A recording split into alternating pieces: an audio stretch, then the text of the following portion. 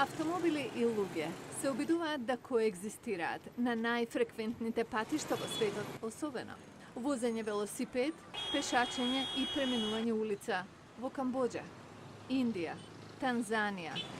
Личи на натпревар со премногу губитници. 1,2 милиони луѓе гинат во сообраќајни несреќи секоја година. Јужна Африка е меѓу најлошите. Секој ден таму се губат по 40 животи во сообраќајни несреќи. За Нани Мандела, правнука на Нелсон Мандела, загина токму тука пред 3 години во очи на одржување на светското првенство во фудбал.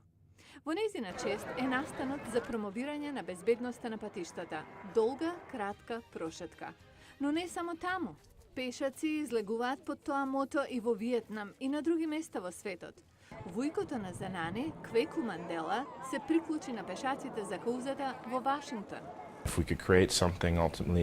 Правиме нешто за другите, за нивно образование, за Занани.